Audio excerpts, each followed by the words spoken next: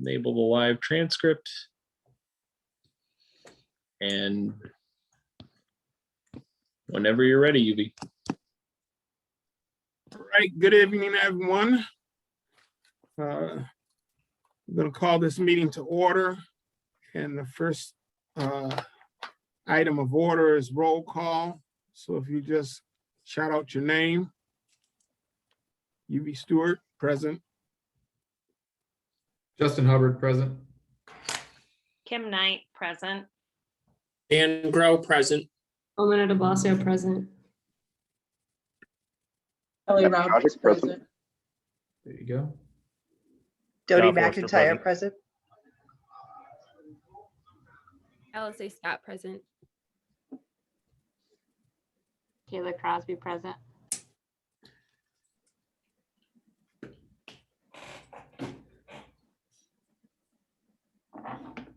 Everyone.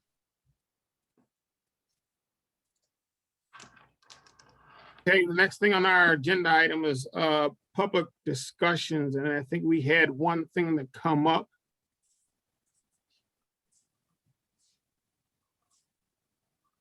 I'm not sure who's supposed to present it.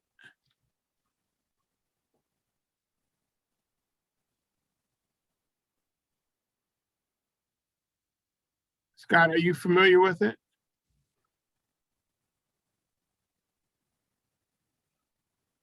Yeah, you're muted. If you want to, I can just read it into the record if you guys would like. Sure. Talking about Jason Sample's email. Yes. This email came yesterday, Thursday, March 18th. It says, "Hello, my name is Jason Sample, 25 Maple Shade Avenue, Faulkner, New York. For the past 9.5 years, I've worked as public affairs director at WRFA LP 107.9 FM, a non-commercial, not-for-profit community radio station in Jamestown, licensed by the Reg Lene Center for the Arts. This month, I have assumed the role of station manager. This fall, our radio station is developing a series of community conversations with a primary focus on issues facing marginalized groups in Jamestown. I envisioned it to be a 3-part series of public programs that focus on the experience of African-American and marginalized groups in the community. Part 1 would focus on the past history of the groups. Part 2 would focus on where things stand presently. And Part 3 would focus on improving understanding and reducing challenges facing these groups in the future. Each component would feature various community members on a panel who would share information and answer questions from one another, as well as the public. I envision each conversation to last 2 hours. I'm reaching out to the members of the Human Rights Commission because I feel this is a project either the commission or individual members may wish to participate in. I would appreciate any suggestions or input you may have on steering it forward. Additionally, I believe it falls in line with 2 points of the commission's 4-point mission. Point 1, to foster mutual respect and understanding among all racial, religious, and nationality groups in the community. And point 2, to conduct and recommend such educational programs as, in its judgment, will increase goodwill among inhabitants of the community and open new opportunities into all phases of community life for all inhabitants. If this is something the commission is interested in, I would ask that you provide a letter of support for the project, which could be provided to potential funders in an effort to strengthen our request for funding to cover the costs of the project. Unfortunately, my first deadline for a funding application through the Humanities New York organization is April 1st. So if the commission were to offer a letter of support, ideally, I'd like to have it in place by March 30th. Even if the commission is unable to meet this request, it wouldn't preclude you from participating in the program either by offering input or by having members serve on one or more of the panels this fall. Also, if you'd like more detailed outline of the proposed program, I can pass that along. I've also attached a draft letter of support for your consideration or to use as a template for any letter you choose to provide as an alternative. Thanks for your time, and I hope to hear back from you. Hope to hear back from a member of the commission prior to March 30th. And Jason Sample, General Manager, WRFA LP Jamestown.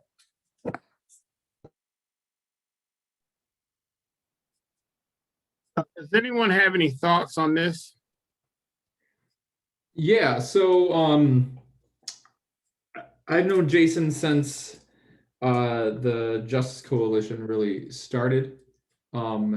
He had, I think, Alizé, you went to that interview with him, the first one, right? And he interviewed me a few months back about how the Justice Coalition has been going.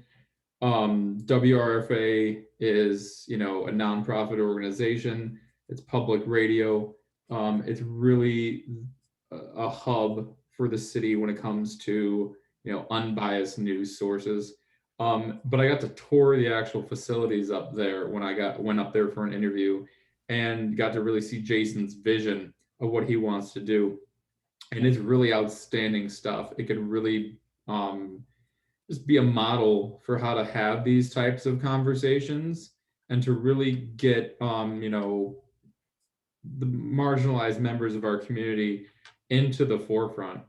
So really anything that Jason wants our support on when it comes to things like this, I think we should fully support it.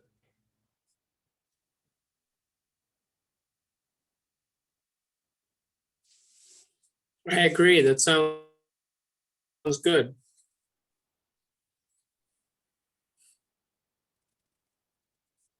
I do know that he did attach a sample letter onto that email, as you all received. If you would like to, it's signed. He had it signed by Chairperson Stewart. That could be from you or be from all the members of the commission, but we are more than happy to put this on our letterhead from the city and send it to Jason from the mayor's office if that's what you all want to do.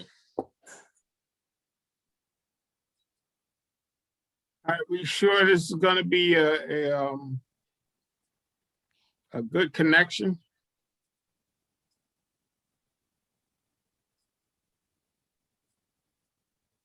You're asking if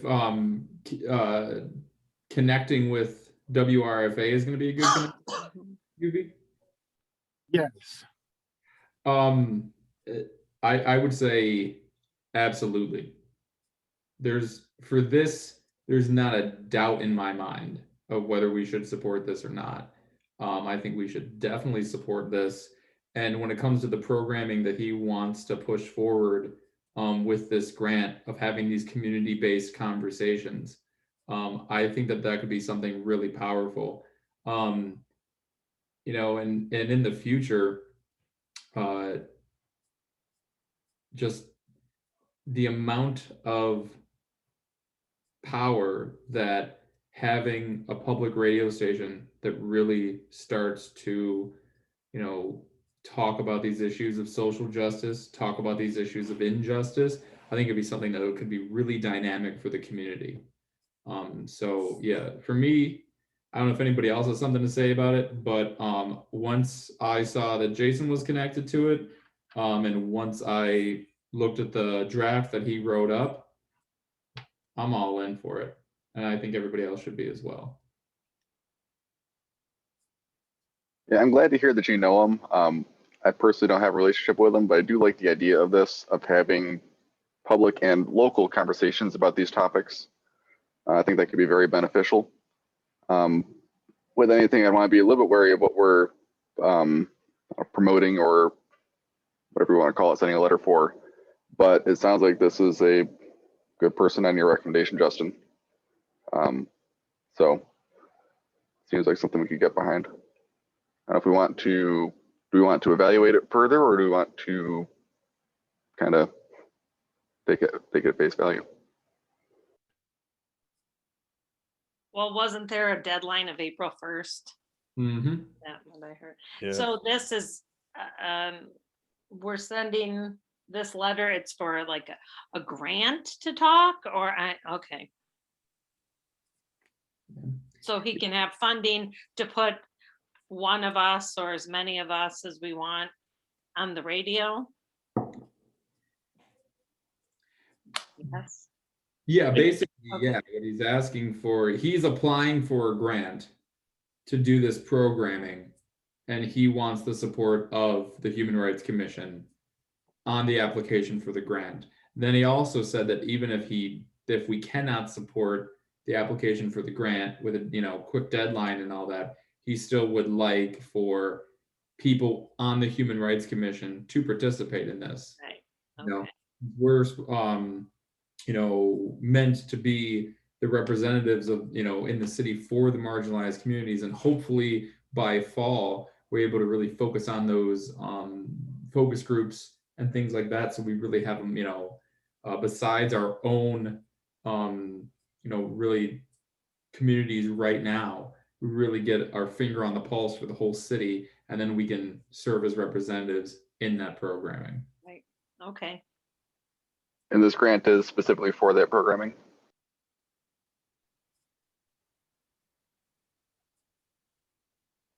I'm assuming the grant will allow him to, rent space and provide, equipment for him to have these conversations. I'm sure it's not a particularly large grant, but probably enough to support. I know that being that we got this yesterday, I think everybody should make sure that they're definitely on board with it, only because obviously we do have a lot of questions, and right now we don't have the answers. So, Justin obviously knows him personally and has a good recommendation. And if we're good with that, then I think that's one way to move forward. But make sure that if anybody has any questions about it, that we get the questions and we get our answers before we do too much with it. I think at the very least, it's a good way to kind of put ourselves out there a little bit, because a lot of people in the community don't really know about us. So even if we can do the letter, obviously, but whoever wants to participate should, because it's kind of a good way to raise awareness about the commission, what we hope to do in the community, since we're kind of a new group of people doing this. Just to turn this the other way, do we have any risk sending this letter? I can't think of much, but. Well, one of my things is, I think it's positive, but I don't know him. And I don't know his objectives line up with our objectives. Because if it doesn't, it could go sideways real quick for us. I just want to speak to Jason. I know him well. He covers the city about as much as anyone. He's very reputable, and WRFA is very reputable. They are one of the, as Justin said, one of the best sources of local news. They really are thorough, and they do a great job at what they do, and they're a great part of the community. So if anyone's wondering about, his credentials, he's certainly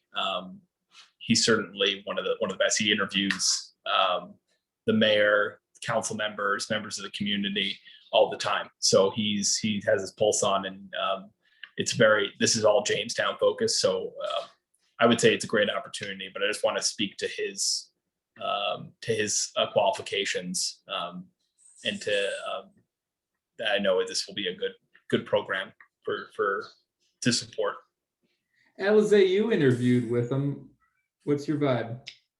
I think that this is a great idea. Like Momina said, it's a great way for us to get ourselves out there. And as far as thinking that it could go south, when having these discussions, if some of us are on these panels, or if all of us are on these panels, I feel like this is a great opportunity for us to showcase what it is that our mission is. So even if these conversations are going a certain way, we can help to steer them in a more inclusive and knowledgeable way, so that they don't get kind of skewed when people are having these conversations when it comes to talking to marginalized communities. So I think it's a really great thing that we should be a part of. And I think it's great that he's doing it. So whether it's all of us that join and we endorse it as a commission, or if just a few of us join, I think that at least some of us should be a part of what he's trying to do.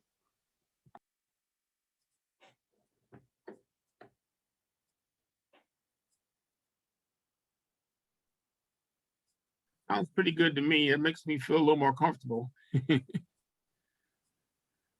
Glad we have some folks with personal experience with it. So good to hear the positive reviews. Yeah, Right. I've personally had experience with multiple media outlets in this area, and some of them I shudder at every time they mention my name. Jason's not one of them. Jason's legit.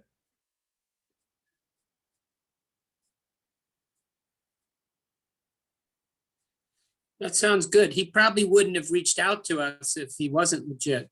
I can tell you that right now. I think it seems like a great opportunity. I've only met Jason a couple times. He interviewed me for the Humane Society a time or two, so I didn't have too much of an opinion really. But based on what everybody says here and how I thought in theory anyway, it seemed like a great idea and a great opportunity for us. That was my only, and I'm not even going to say concern, it was just an unknown for me. So I think it sounds like a great opportunity for us.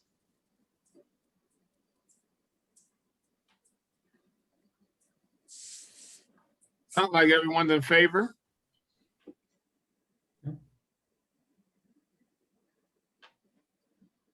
I see So the will head we all nods. have to fill out one of those letters, or are we just using the UV letter? Do we all have to draft? No, I think we can send one letter from the Okay, commission here, and it could be signed. It doesn't have to be signed by me personally. It could be just signed by the Human Rights Commission that's supportive of this. So I guess I'm all right with it. I think this could be a good link. I think we should have some constructive discussions here and there anyway. So I think that'd be beneficial to what we're doing. Mhm. In the letter as it stands, we are committing to having one of our members attend each panel. So just make sure we're ready for that commitment. Yeah, I think it's a good thing to do. Just be aware of it. definitely. Well, I'll have our office draft up a letter, put that language if you all are all right with it, and then put it on letterhead and send it out to you all on Monday.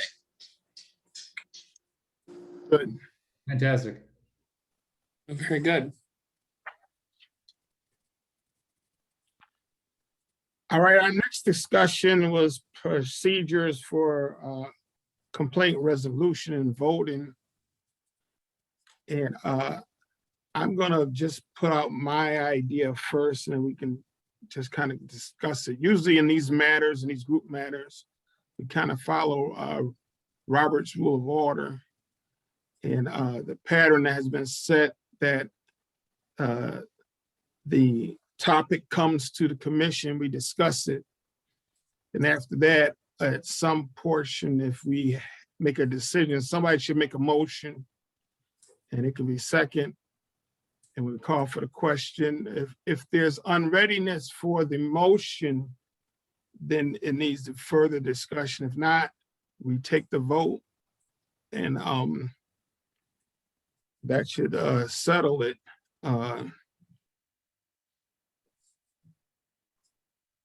That's just kind of my thoughts and ideas. If anybody else has any other ideas to add.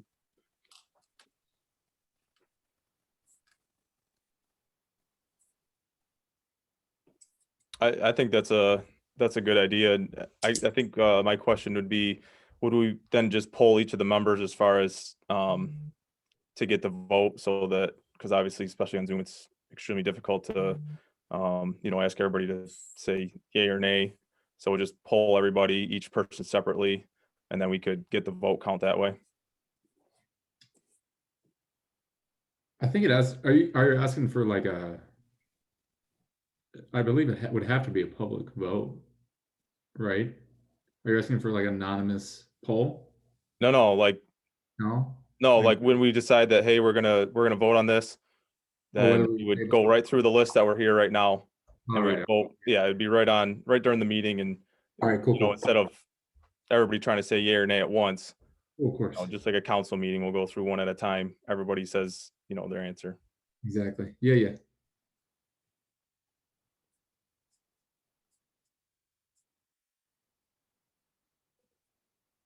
Good. I mean, Robert's rules are pretty standard, as far as voting and such.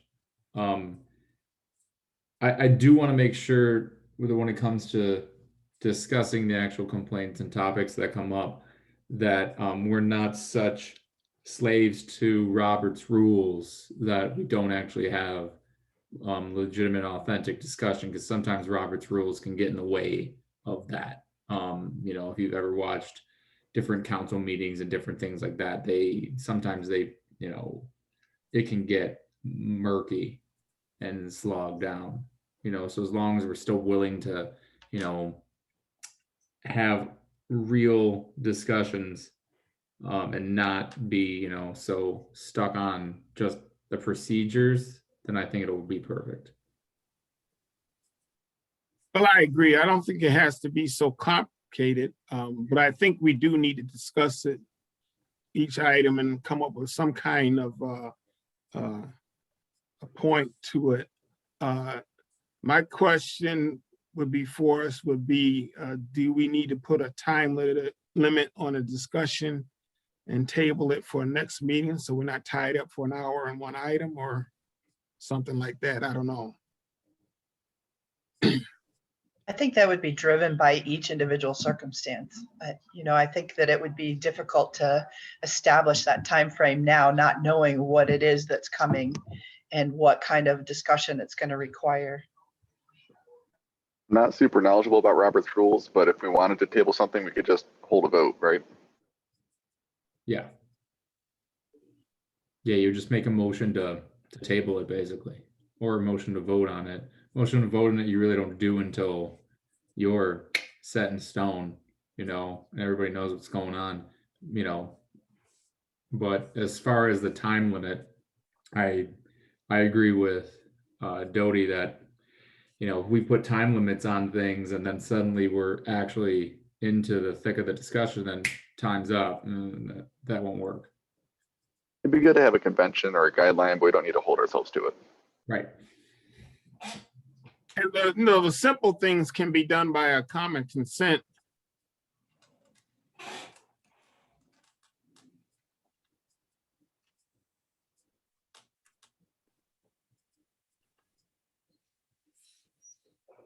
That sounds very good. What's the medium we would normally get complaints? Because it hasn't happened yet. Would this be, the mayor's office would get a phone call? We would get a letter? A text, to email? Is that pretty much how this will happen? As far as us, go ahead, Doody. As we said in the last meeting, the issues will be brought forth to be put on the agenda to me, Scott, or the secretary or whoever. And that will be put out before we even actually got to the meeting, so we have some idea what we're discussing. And so by the time we get to the meeting, we could have some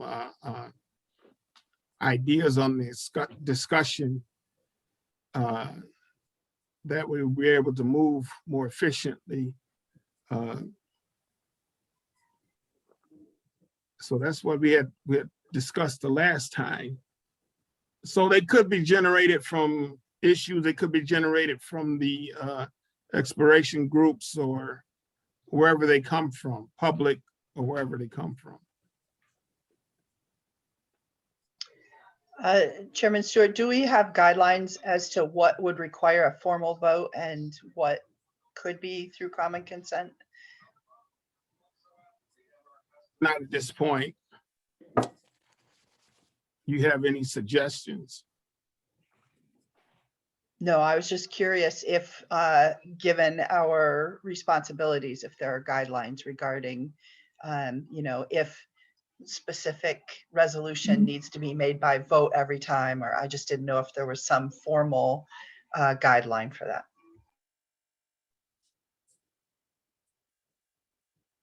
Not at this point. If we needed to make it formal, I guess we can make a resolution to do that.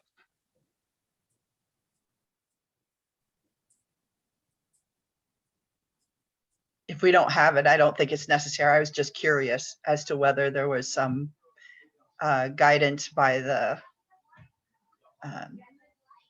other governing bodies,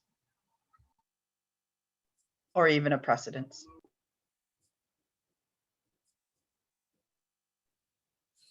Yeah, we may not know until we actually get complaints, because as of right now, we don't have any. So I guess it's almost like we have to practice and see how we do it in real life. Well, I got a complaint today at school, but that it wasn't 5 PM the day before, so I was going to say something, but I guess I'm not going to say something.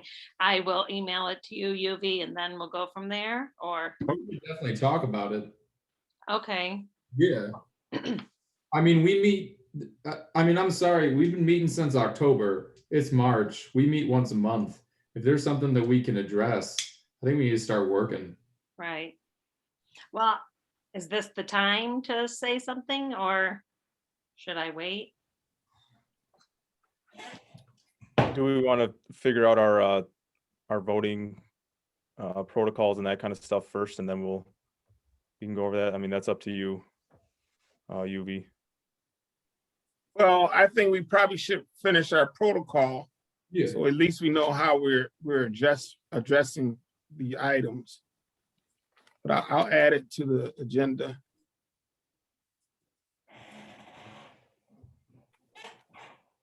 If everybody is okay with that,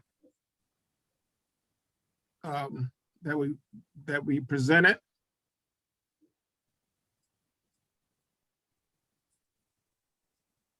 Yes. Yeah. Well, we can start now. I need a motion for that. I move that we accept the resolution as presented for our formal voting structure. I'll second it. Okay, are we ready for the question? All right, all in favor? Say aye. Aye. Aye. Aye. Opposed? It's no opposition, then the motion is carried. All right, first, very good. I'm gonna put the complaint last so we can finish our agenda first. We have a final, I don't know if everybody has it or not, but we had a final draft of our mission statement. And when I looked at it, the vision statement looks good. I think the third mission statement fits us best. I don't know if has everybody seen it? I don't think so. You can email about that now. Okay, I can read it for you. Could you do you have a Word document up of it? I don't have it up. No? Zach, do you have that? Then you could share your screen. I would say then we could do a share screen so we wouldn't have to. I do not have it. If anyone does, I can share. It's not in our binder here. Is it relatively short? Because if you could read it if it's not very long. Yeah. But I'm trying to see if I have it now. And then if well, I'm not even sure how to share it. Here, I will allow you to share your screen, UV.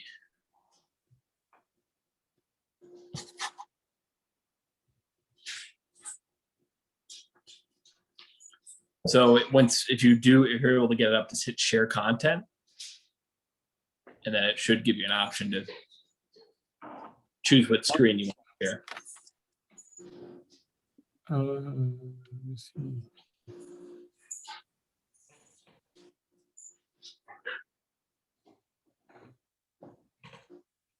This is share content on Word. Yes.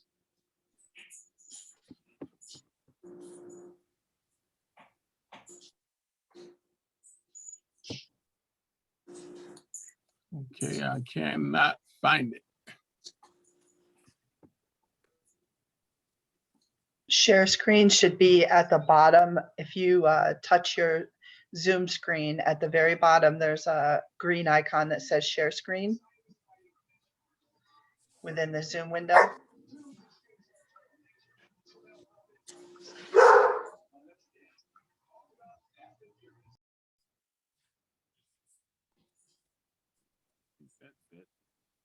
There you go.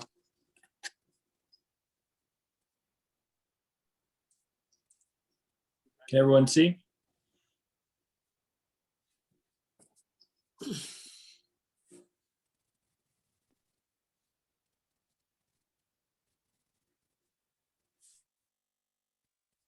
Was there?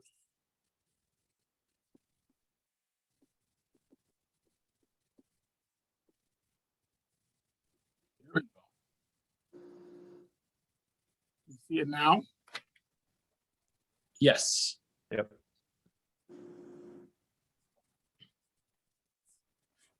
He has the vision is to transform Jamestown into a welcoming, empowering, and diverse mecca of hope, acceptance, safety, celebration, and unity.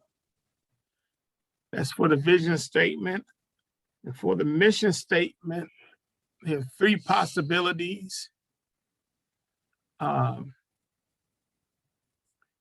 HRC creates a safe, inclusive, celebratory community through exploring issues, empowering all voices to be heard, and educating on issues of equitable justice and inclusivity.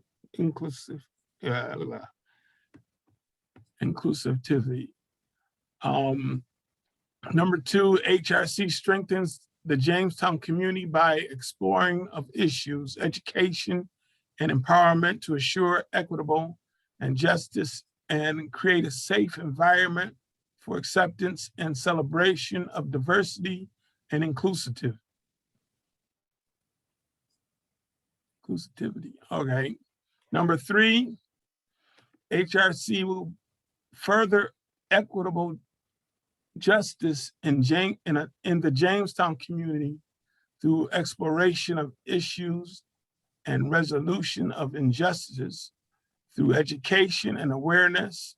We will empower all community members to feel safe to speak out, leading to a more inclusive, diverse, and celebratory culture.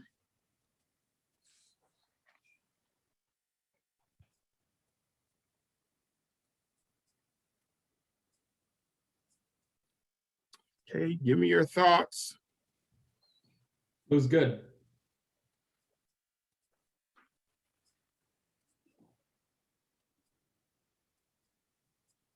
I think I like the third one. It's a little long, but it does also capture what I feel like we're trying to do.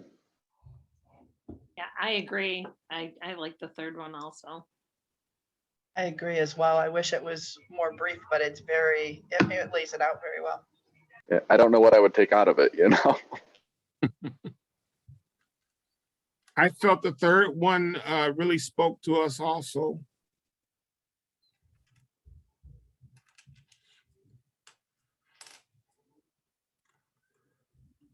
I agree. I think the third one captured most of the words that we listed as the most important to the committee. And like I said, I don't think there's anything you can take out of it to make it shorter.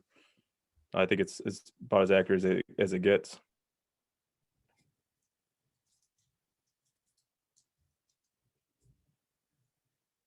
I think the vision looks good as well. Yeah, that's good. I think number three. That's small print. I have to like put my face against the screen.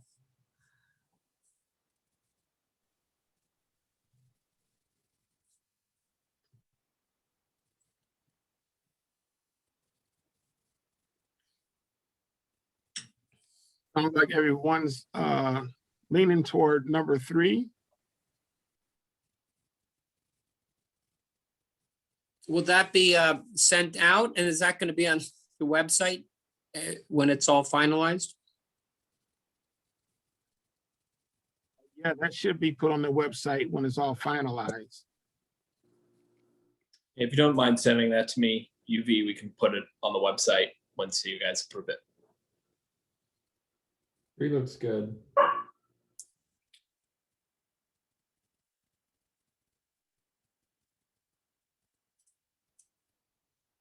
If everyone's comfortable,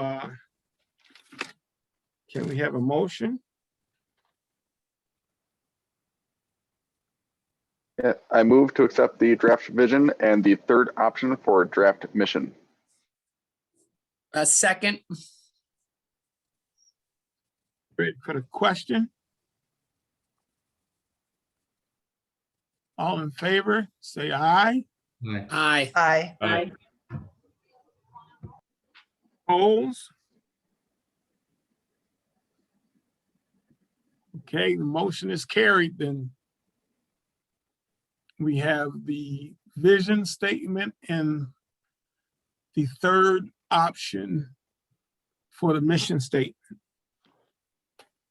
Very good.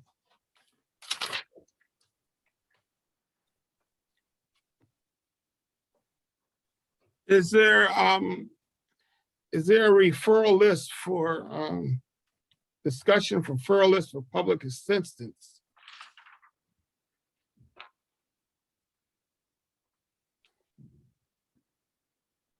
So, are you talking about the next thing on the agenda, right?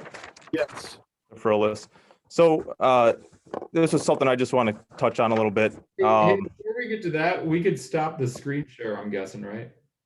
Oh yeah. Yes, please. Yeah.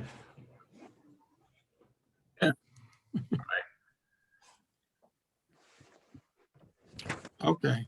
So, back at the end of January, I participated in a Zoom meeting with the New York State Commission of Human Rights.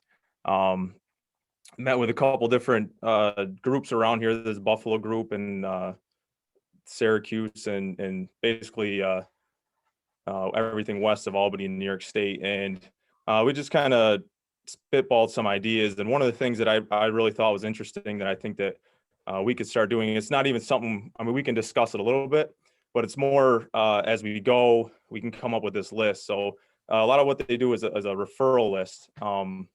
Like we said, not everything that comes to us is going to be a complaint. It may just be a question. So if we come up with a collectively as this group and the public, we're looking for public input on this as well, for individuals or businesses to have a list so that if somebody, a citizen or even a business comes to us and asks, we have this going on. Do you have any kind of, I don't want to make a complaint. I just want some guidance.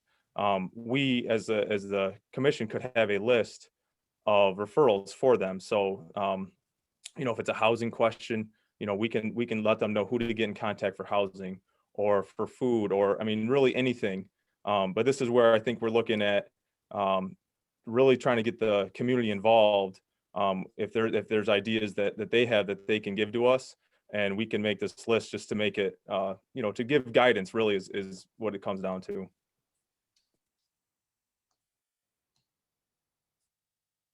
That's smart. I like that. And like I said, we can discuss a little bit if we want. But if we even just sending emails back and forth or whatever, just to compile it, and maybe next month, we can have a good list, or if we get some public comments as far as different ideas or even questions that will make us add new things to the referral list, then Right. we can discuss it next week or next month as well. Yeah. So really it'll serve as, so would we, through the city, send this out to all businesses and all nonprofits in Jamestown? Is that what you're saying? Yeah, they could send it out, or and we would have it. So like not everybody, so if they send it out like social media or mail Yeah. or however, obviously not everybody's going to see it. Yeah. So those who don't see it and they know us or they want to come to us, then we'll have it as well. It'll be available to anybody. However, we'll always have it that we can help individuals or businesses that don't see it, either social media or online or wherever they might get it. Yeah, I think that's a good idea. Is that something we could put on our website? That's what I was just gonna ask. Yeah, I think so. We certainly can. I don't want to sign the webmaster up for too much, but if it's not changing too often, that seems reasonable. Yeah. No, I definitely think it is. And like I said, for those that won't see it on the website, we'll have the list, and we can always disseminate it or just help along the way. If somebody needs something, then we can touch base with that list or with each other and guide them where they need to go. Definitely.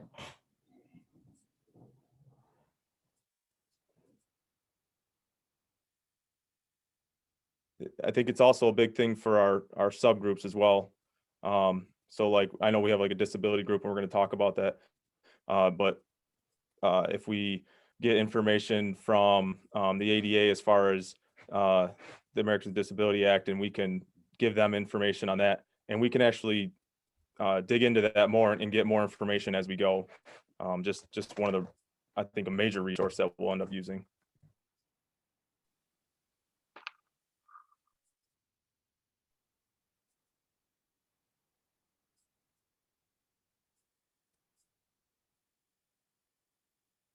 So how do we do this?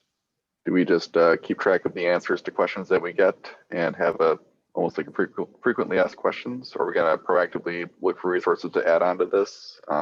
Is it anybody in particular responsibility, or just kind of, if you know about something, add it in?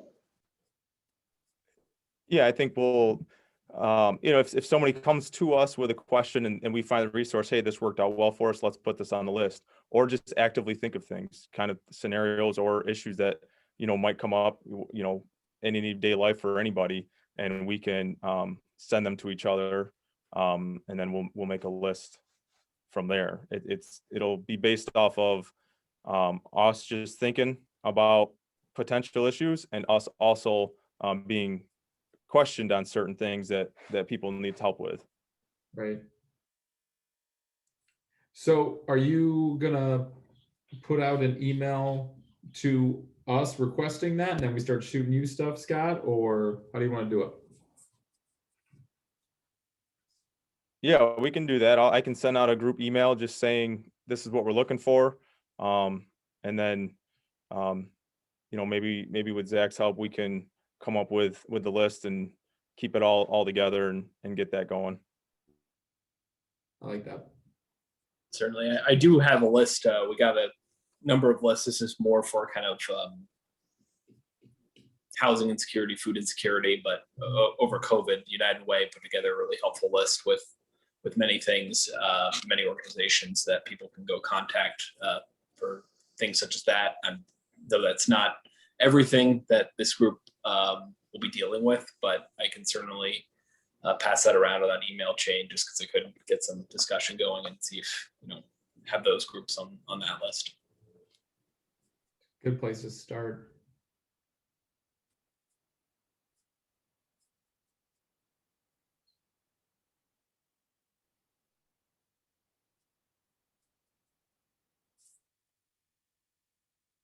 UV, we can't hear you, or I can't. Are you muted, brother?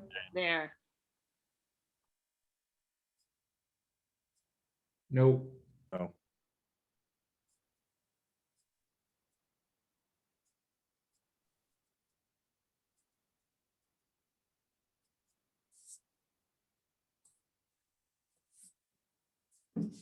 No, I think what's going on with your mic.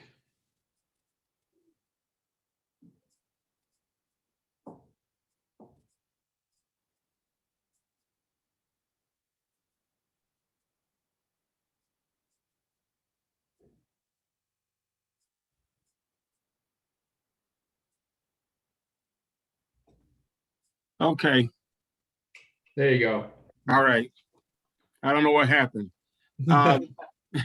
But I thought there were some pre-existing lists that we could connect to, add to, take away from, or something like that. List of services are, I think that's a great idea to have those networks available.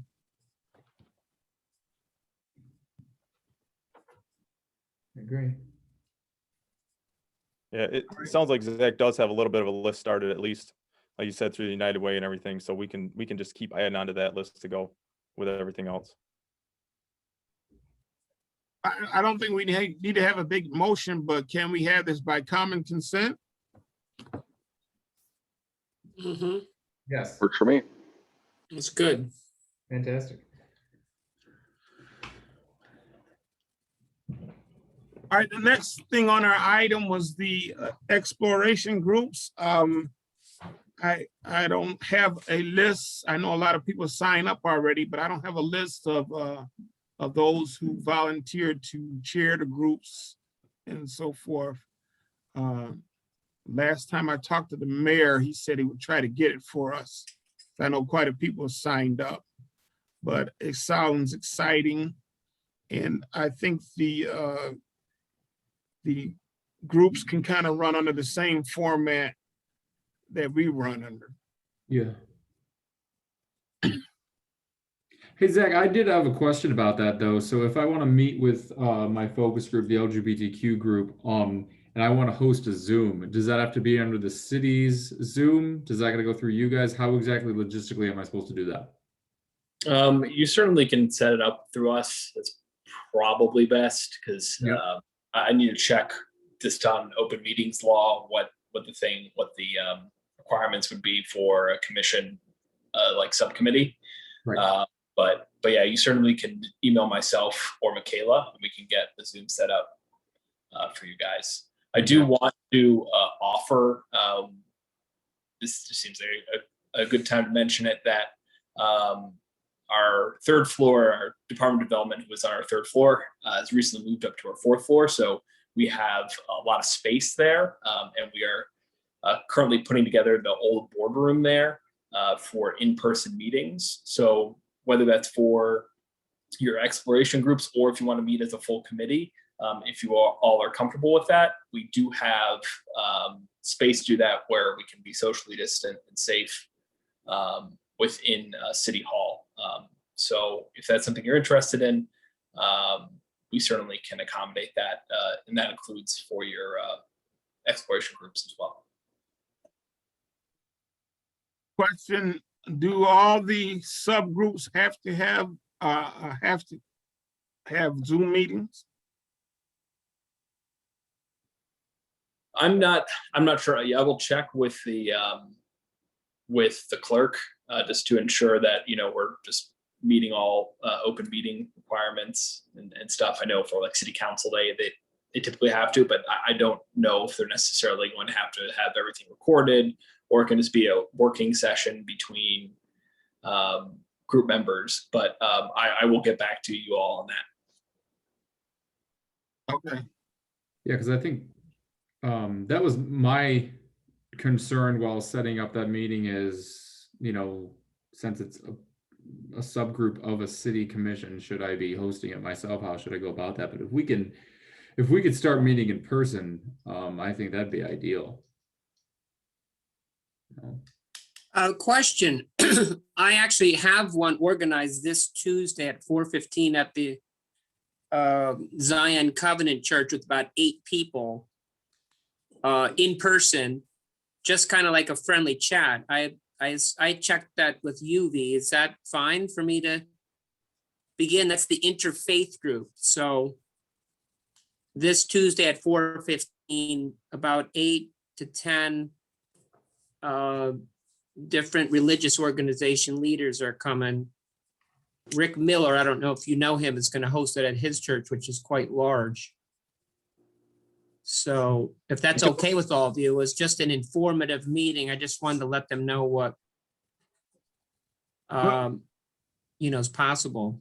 We have to get that determination whether all meetings have to be recorded for public viewing or not.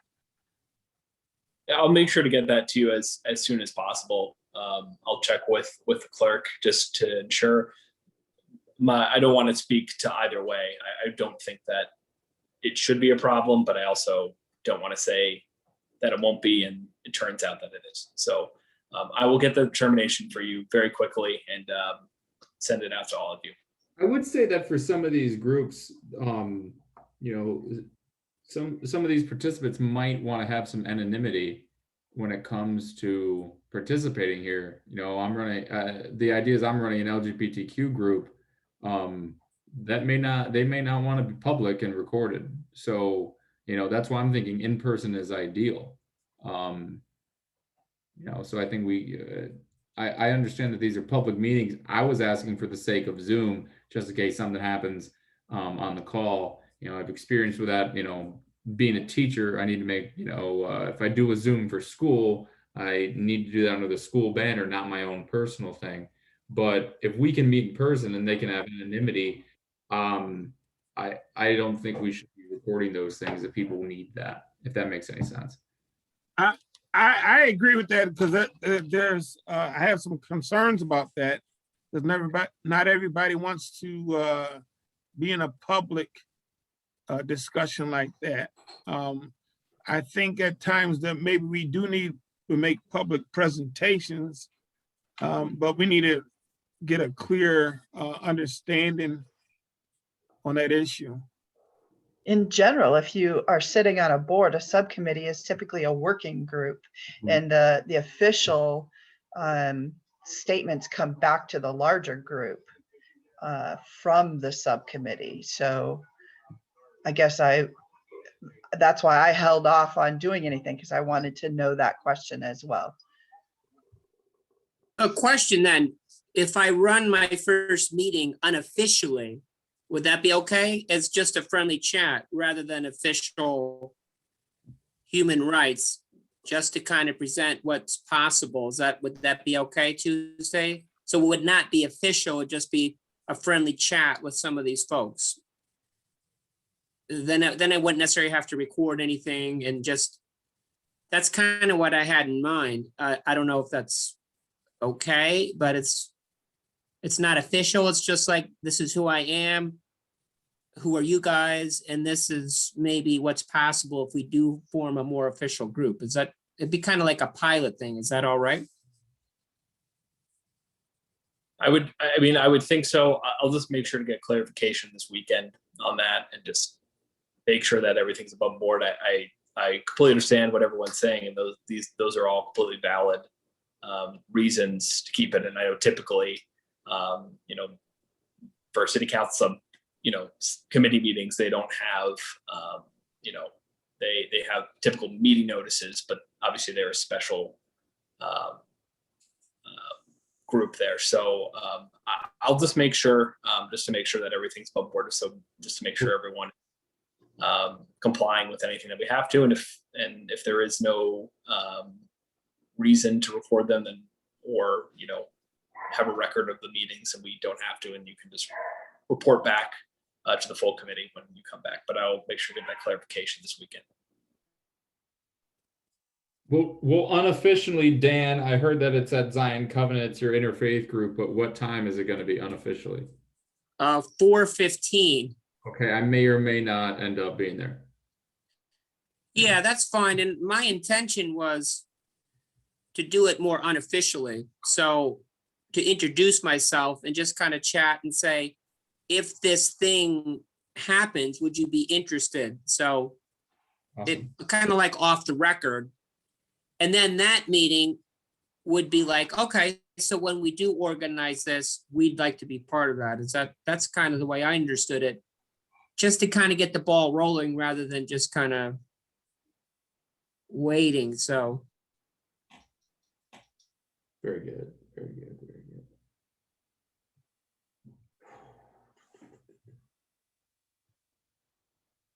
I think that's very good.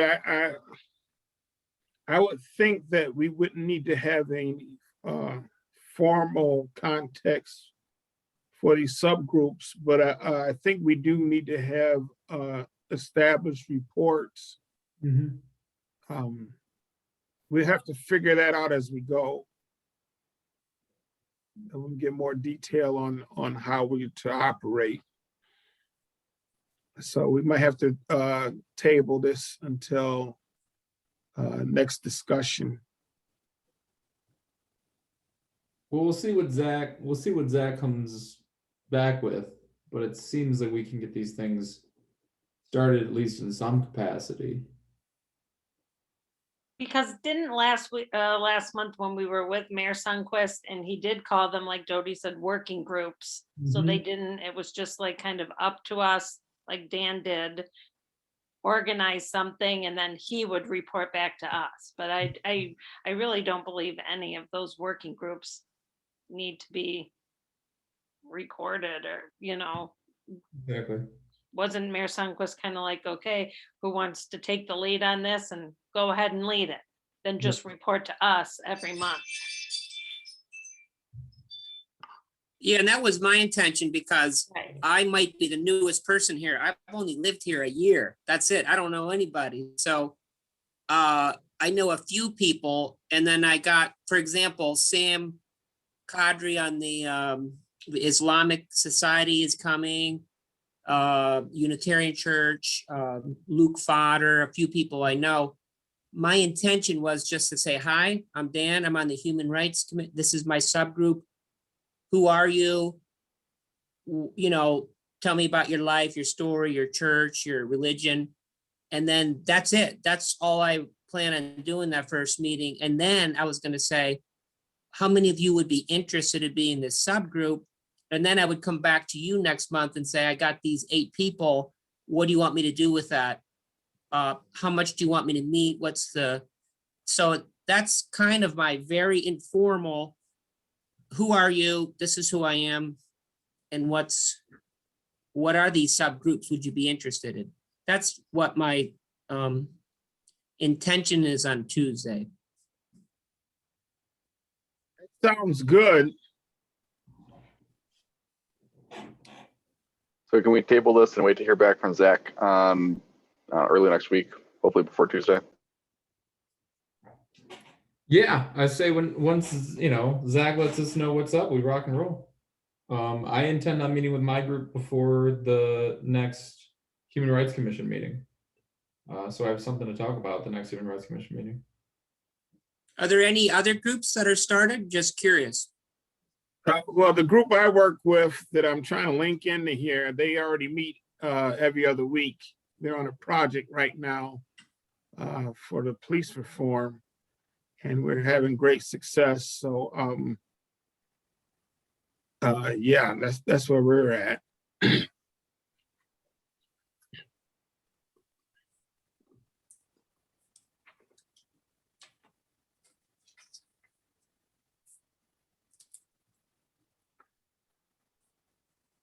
Okay, I believe by common consent, we'll take this, finish this discussion on the next meeting. Good. Okay, last thing on the agenda that we have is this new complaint.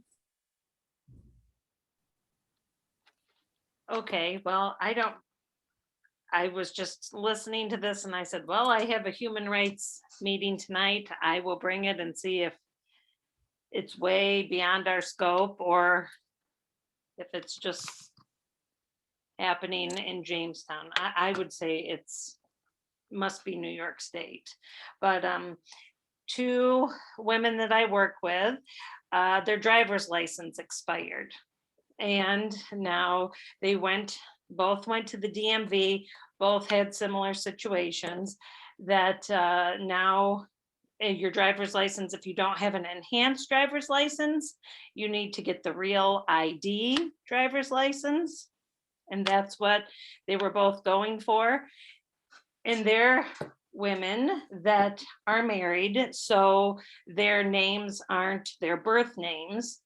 And when they went there to renew their license, that one has had a driver's license for 40 years, they told her that she needed every marriage license and divorce paper that she could produce because that wasn't her birth name. But she said, I'm showing you my driver's license right here, and it says so-and-so. All I'm doing is renewing this. My name hasn't changed in 10 years. Same thing happened to the other teacher. One in her 50s, one in her late 20s. And so the older one, it got a little heated at the DMV, and she told them that she just felt that it was really discriminatory towards women because men and both of their husbands had to renew their driver's license. They walked right in, boom, they gave them the real ID, and it was no problem. So I guess just like, why do women have to prove, and especially if, say, a marriage wasn't very kind and will say was abusive. And then this woman has to go back to try to find her divorce papers to show that now her new name and her, I don't know. Does this, maybe this is way beyond us. Maybe this is a complete like New York State rule now, but it just seems like men can walk in, boom, like less than 5 minutes, they had their driver's license. And both women, it took way beyond their appointment. Both were frustrated and both walked out without driver's license. And they weren't under the impression that they needed any of this to begin with. So I don't know, maybe this is a big, longer discussion about how women shouldn't take men's last names in the first place. But you know, this one woman was just married one time. This other one, her first husband had passed away, and she's since been remarried for 18 years. And I think it just brought up a lot of anger, and then just feeling like inequity when once you talked to guys that just can walk in and in 2 seconds they have their driver's license. Is this a human rights? Is this It's an interesting situation. Yeah. It is valid. I guess we would have to see who we need to talk to address this. Right. I know that one formed like a complaint on the DMV website. And I can understand that because all of us, if we've all been married and had to change our name, once you do get married, you bring in that marriage license that shows your name change, and they just change your name on the driver's license. I guess now with this, and it's not the enhanced license, neither one have that, but I guess you need this new driver's license called the Real ID in order to fly now. So they must be checking, like, I would say, all your aliases. So I don't know. I just said, well, I will take it here so we can just see it, or at least be aware of it. It needs to be, I guess, well written and then informally addressed to to whoever it is. I know. I didn't know. She came to me, and so I said, well, I have a meeting tonight at 7. I will see. She just said, I just feel that, why is it 10 more steps for a woman? And the man can just walk right in and be done. Well, but This it's does strike me potentially as- not just women. I'm sorry, I didn't mean to step on. No, you go right ahead. I mean, a lot of men and women are taking each other's names now, and same-sex relationships will have changes. So this is, it may not specifically be just women, but I understand their Right. frustration. And then I was thinking, then she even went further to say, well, what about transgender? Do you have to go and prove that now? Say your driver's license, are they good for, I don't know, Scott, maybe 10 years now or something. So that's a big gap of time, that life can change for someone. It seems like it's disproportionately affecting certain groups of people, and I would like to understand why they've done it, and I like to assume that there's a good reason for things, but I'd like to take a minute to understand what it's about, why we're doing it, if there's any way we could do this better, Yeah. and come back to it after that. Yeah, it seems like a lot of unnecessary barriers from what it sounds like just to get your license. Right. Renewed. Just get your license renewed. Those two women weren't able to get their licenses renewed because of that. Correct. So then they had, and one, I guess one had said, well, I'll call my husband. He can come down with the marriage certificate, and was kind of like the woman or representative number one was very rude, looked at her watch and kind of coughed at her like, this isn't, and she even threatened to call JPD on the woman that I work with because she was just getting so angry.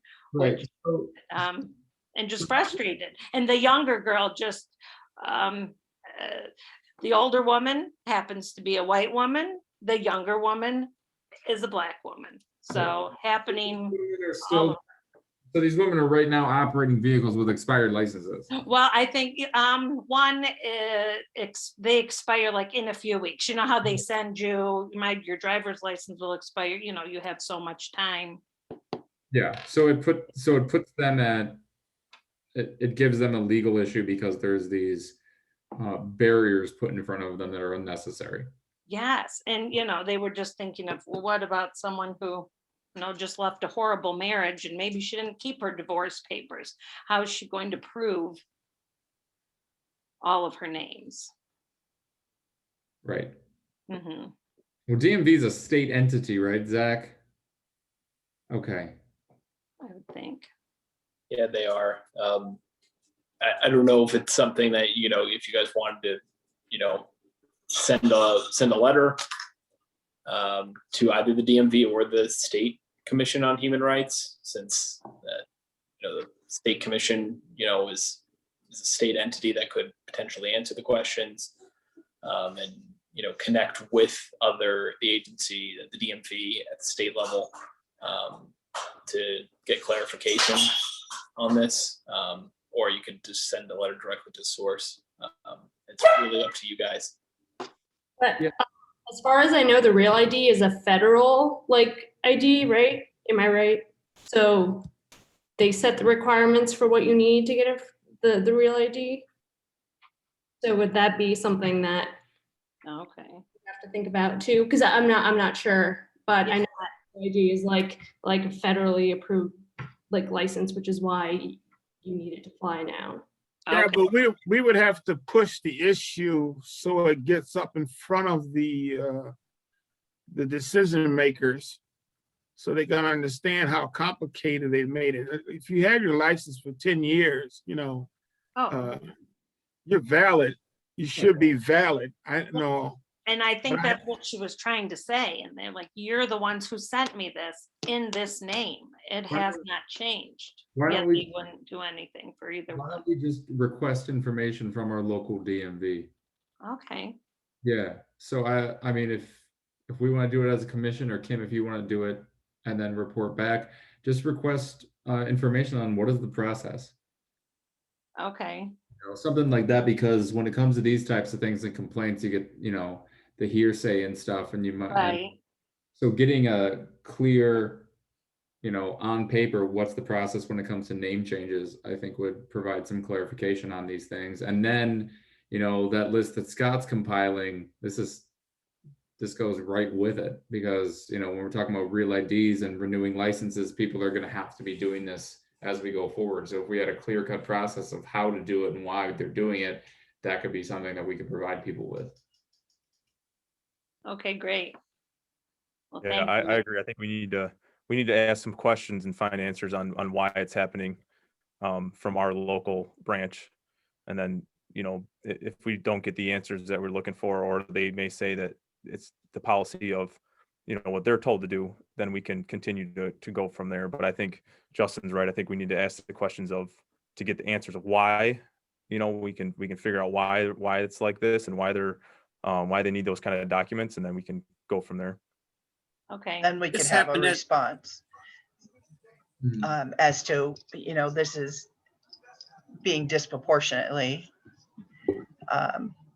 burdensome for some individuals. Correct. This happened right in Jamestown. Yes.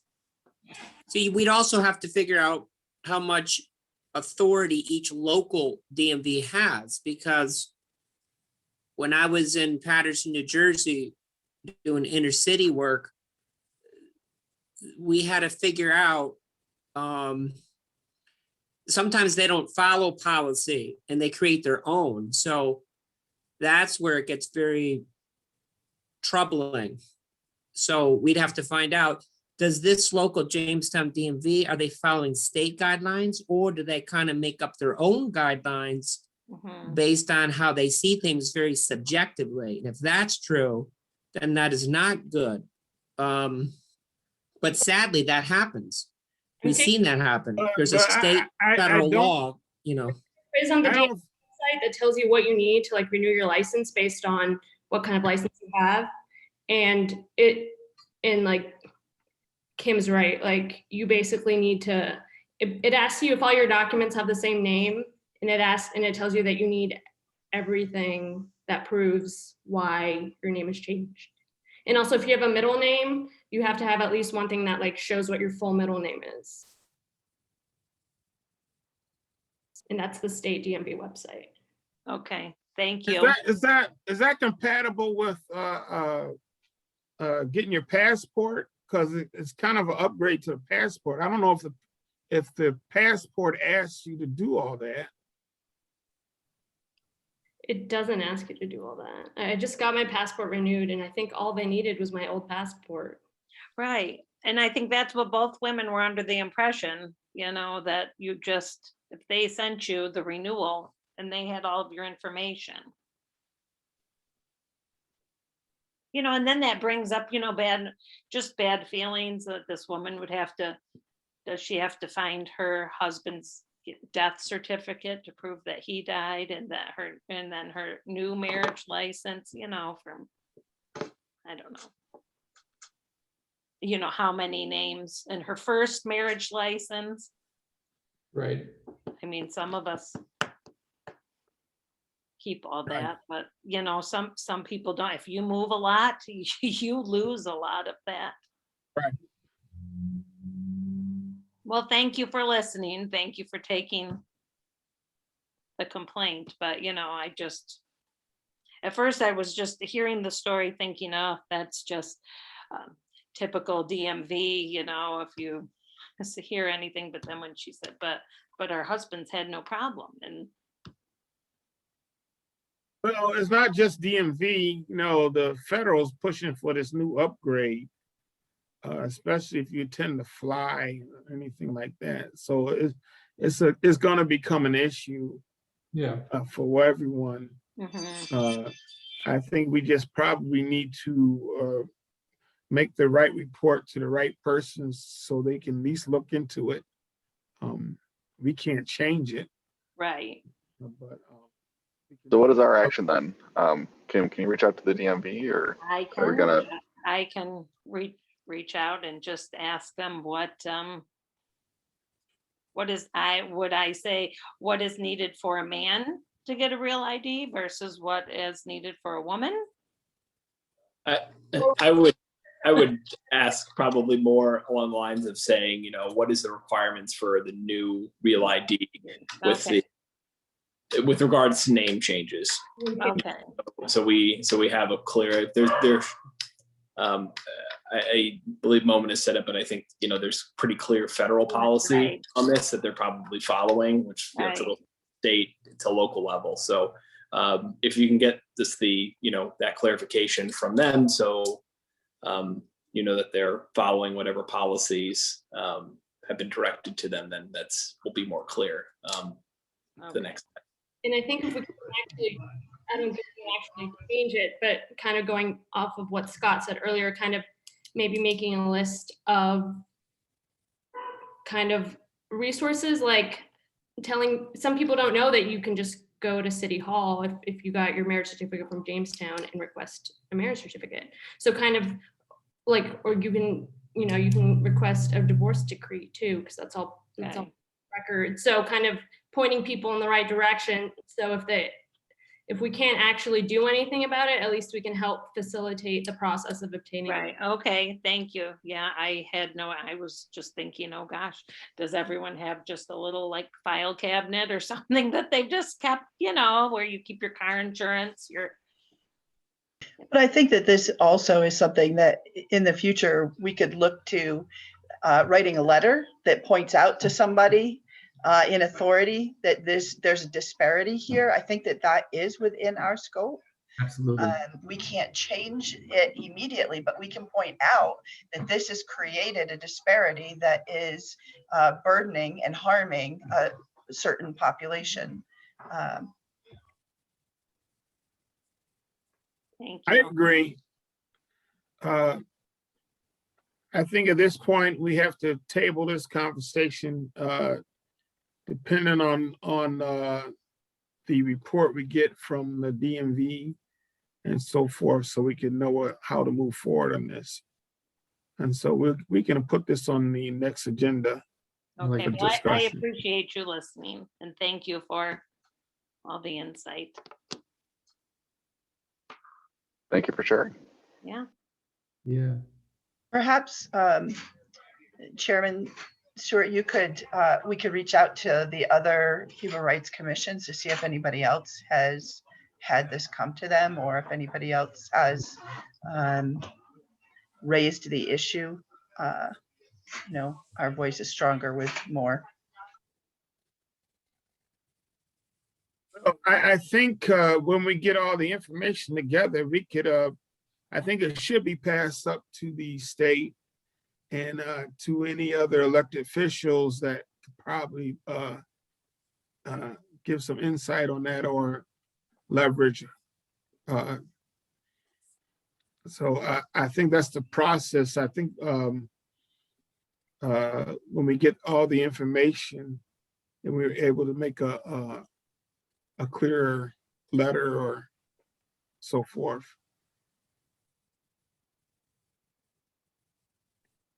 Okay, thank you. Is there anything else we need to discuss? So Zach, you said that we were able to start meeting in person next month. If that's what you guys wish, we do have space where you guys will be able to do that. Want to make sure everyone's comfortable, and we're trying to make sure to set up a projector and a screen just in case anyone does want to join via Zoom. That's kind of preliminary discussions. So we put that boardroom together that will be able to be socially distant and safe.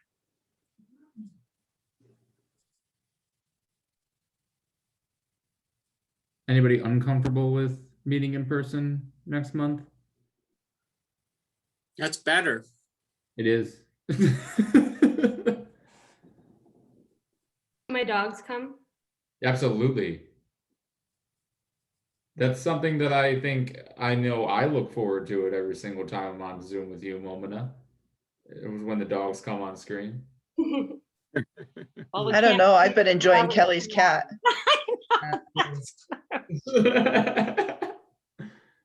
He's usually pretty good, but tonight he's all over here.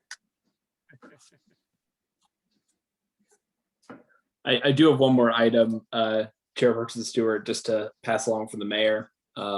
Just wanted to say to all of you who have gotten your pictures taken, thank you. And want to let you know that with those pictures, we'll actually be sending out a bio template for all of you on Monday. So you can fill that out with some information about yourself.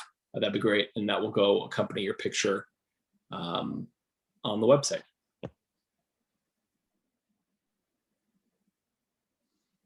Very good. Sounds Very good. Anything else? Well, I have just a question for Kayla down in that little corner. How is life going with the Jamestown Jackals? We're close with one of your jackals, Bernard Edwards. So I'm wondering, that you just do such a phenomenal job. And I don't think people realize that about you, Kayla, because you're very quiet and unassuming. But like last weekend, I read your article in GQ all about that. So congratulations to you. And what is going on? If there is 5 minutes for that, or what, honey? I really think that's just such a positive part of our community. I just wondered where you are with that. Well, thank you. Mhm. We have 20 players scheduled to come to town next weekend to begin training camp. We will cut it down to a roster of 10 to 12 players that will be here for a 3 to 4 month period. And I would love to have them be active with our commission as much as possible. They've got great insight coming from different communities, and 5 of the players that will be coming to training camp have played for us before. And so it's kind of a testimony that they want to come back here. They've enjoyed their experience in Jamestown. Right now, I don't have a venue for our games. And so if anyone has any connections, I know Cuomo just announced that small arenas can begin hosting fans. So I'm hoping maybe one of our local high schools or the community college will change their decline right now. Everyone's told me no, that they're not running to outside organizations. And so at this point, I've started reaching out to Erie, Pennsylvania to host games, but I'd really hate to have to take the games out there. So I'm hoping Jamestown High School did say that they will have a conversation with me early next week. So hopefully we'll be able to have games in Jamestown, give the community something to be a part of. We're trying to figure out all of the COVID requirements and how we can keep everyone safe. But yeah, if anyone has any ideas as far as events or any panels or anything that you'd like to meet with members of the team with, let me know, because they're a great group of gentlemen that have a lot of knowledge and insight to share with our community. So thank you. Yeah, you're welcome. On Monday, when you meet with Jamestown, you're meeting with Whitaker? It's actually Ben Drake that said Drake? that he'd start the conversation, so I'm not sure how far up it'll go. Hit me up. Let me know how that goes. 'Cause if we need to, I talk to Whitaker all the time. So yeah. Yeah, if anyone has connections that you want to talk to someone and let them know the Jackals need a home right now, would be appreciated. I'm actually meeting with Dana Williams on Tuesday. I can mention something. That'd be great. Thank you. Is this basketball? Yes, it's a professional men's basketball team. Wow. Is LeBron James on the team? No. Anybody from the Cavs? I'm a huge Cleveland fan. Really? No, the owner of the league that we play in played for the Cadavers years and years ago, the Cleveland Cadavers, before they became the Cavs. There you go. Exactly. What a horrible name.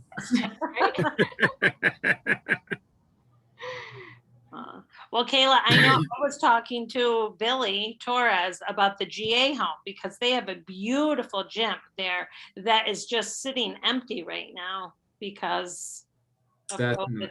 And Billy said that they're not doing it, but I think if you would maybe kind of hound LSS a little bit more, especially with the restrictions lifting.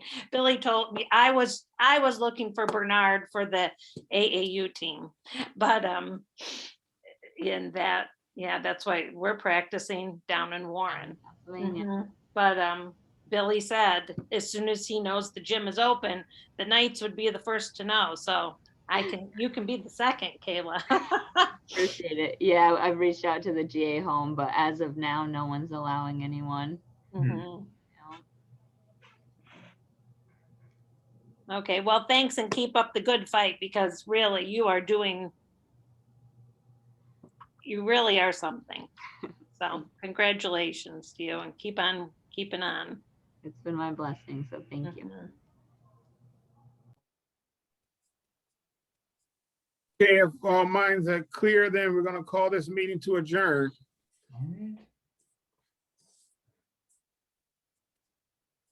All right, everybody have a good night. All right. Thank you. You too. See you all Thanks. next time in person. Thank you.